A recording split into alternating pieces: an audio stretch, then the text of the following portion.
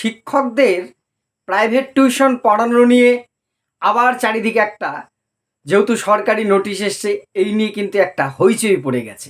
আচ্ছা, এই স্কুল শিক্ষকরা সরকারি স্কুলে শিক্ষকতা করেন, তাদের যে টিউশন পড়ানো, এটা কি সমর্থন করেন?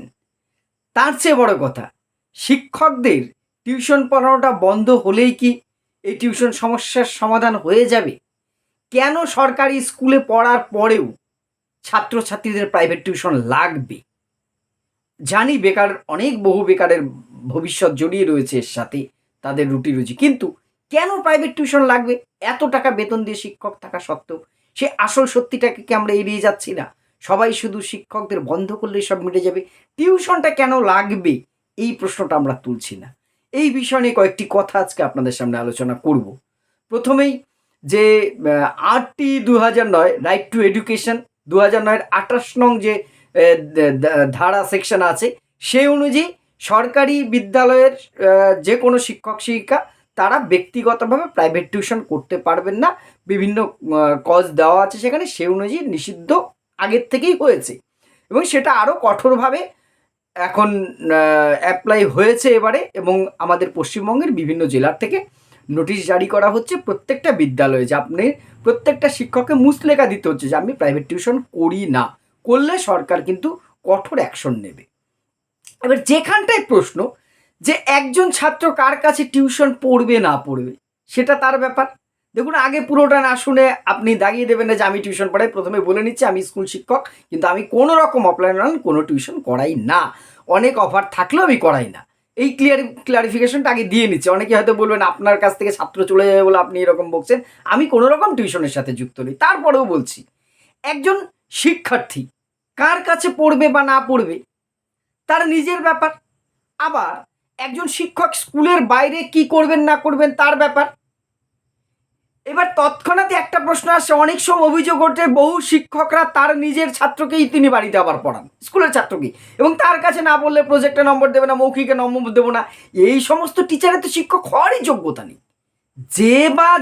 যে শিক্ষক তার ছাত্রদের এমন করতে পারেন, আমার কাছে না পড়লে নম্বর দেব না, জোর করতে পারেন, মানসিকভাবে হেনস্থা করতে পারবেন, এদের তো শিক্ষকের যোগ্যতাই নেই, কোনো রকম না। এরা শিক্ষকের পর্যায়ে পড়েন না। তাদের বাদ দিয়ে বলছি, কোনো শিক্ষক যদি স্কুলের বাইরে, তিনি যেই স্কুলে পড়ান সেই স্কুলের ছাত্রছাত্রীর বাদ দিয়ে অন্য কোনো স্কুলের ছাত্রছাত্রীদের পড়ান, সেক্ষেত্রে তো অ্যাকচুয়াল অসুবিধা থাকার কথা নয়, কিন্তু যেহেতু সরকারি নির্দেশ অবশ্যই রেসপেক্ট করতে হবে, মানতে হবে। কিন্তু এখানে সবচেয়ে বড় প্রশ্ন যেটা, যে শিক্ষক হোক আর অন্য কোনো শিক্ষিত ছেলে মেয়ের কাছে হোক, আমাদের ছেলে মেয়েদের টিউশন কেন লাগবে? পৃথিবীর উন্নত দেশগুলোতে তো টিউশন সিস্টেম নেই এইরকমভাবে। সরকারি স্কুলে যাচ্ছে সারাটা দিন, 10:30 থেকে 4:30, 6 ঘন্টা স্কুলে থাকছে, তারপরে সেই ছাত্রটাকে এসে আবার 500-1000 টাকা দিয়ে কেন ব্যাজে পাঠাতে হবে বা বাড়িতে একটু প্রাইভেট টিউটর আসবে? কেন স্কুলে পুরোপুরি পড়ানোর সিস্টেমটা নেই? এটা নিয়ে আমরা প্রশ্ন তুলছি না। ধনী গরিব সবাইকে দেখবেন এখন টিউশন মাস্টার ছাড়া কোনো ছাত্র পাবেন না আপনি। এমন কোনো একটা ছাত্র বা ছাত্রী খুঁজে পাবেন না স্কুলে পড়ে, সে নার্সারি থেকে উচ্চশিক্ষা পর্যন্ত প্রাইভেট টিউশন আগে, তারপরে স্কুলে ভর্তি। কেন এই সিস্টেম হবে? সরকারি স্কুলগুলোতে প্রাথমিক বলুন, হাই স্কুল বলুন, এত শিক্ষক শিক্ষিকা নিয়োগ করা হয়, যথেষ্ট বেতন দেওয়া হয়, অন্যান্য সুবিধা দেওয়া হয়, কেন সেই পরিকাঠামো নেই? এই শিক্ষকদের টিউশন বন্ধ করো, এই করো সেই করো, তার আগে সরকারিভাবে কেন উদ্যোগ নেওয়া হচ্ছে না? স্কুলের পরিকাঠামো এমন করা হোক যে স্কুলে যারা সরকারি স্কুলে পড়বে তাদের প্রাইভেট টিউশন নিতেই হবে না। কেন একটি গরিব অভিভাবককে সরকারি স্কুলে পড়ানোর পরেও তার ছাত্রছাত্রীর জন্য, সন্তানের জন্য মাস গেলে এতগুলো টাকা আলাদা করে রাখতে হবে? পেট চলুক না চলুক প্রাইভেট টিউটরের বেতন দিতে হবে। এইটা কিন্তু আমরা প্রশ্ন উঠছি না।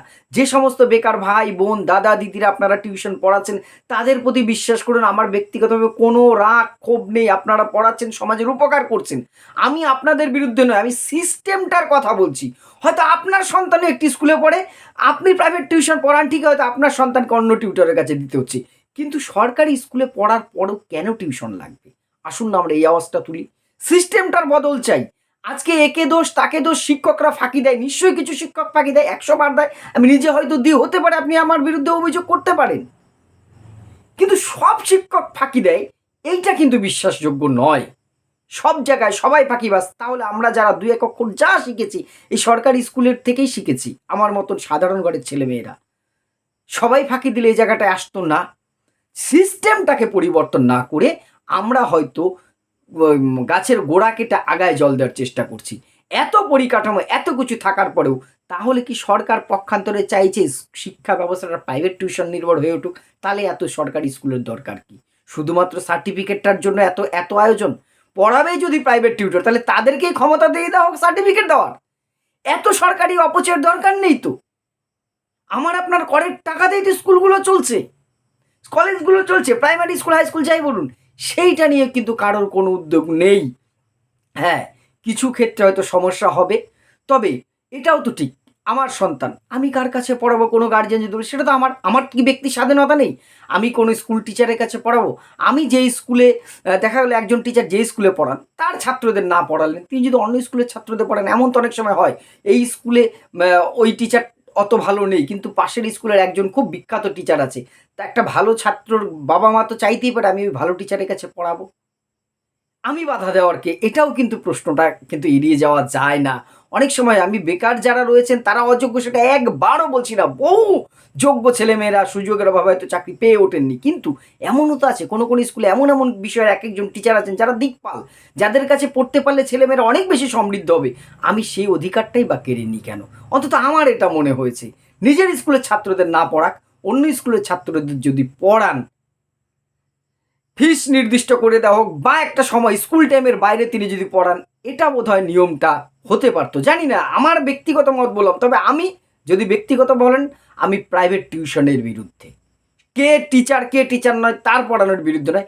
কেন এত টাকা খরচা করে ছেলে মেয়ে স্কুল কলেজ গড়ে তোলার পর ছাত্রদের টাকা দিয়ে পড়তে হবে? এই জায়গাটা আসুন আমরা আওয়াজ তুলি। আপনাদের মতামত কি এই বিষয়ে? আমি ভুল হতেই পারি, আমার দৃষ্টিভঙ্গি আমি তুলে ধরলাম। আপনাদের মতামত অবশ্যই কমেন্ট করে জানাবেন। ধন্যবাদ।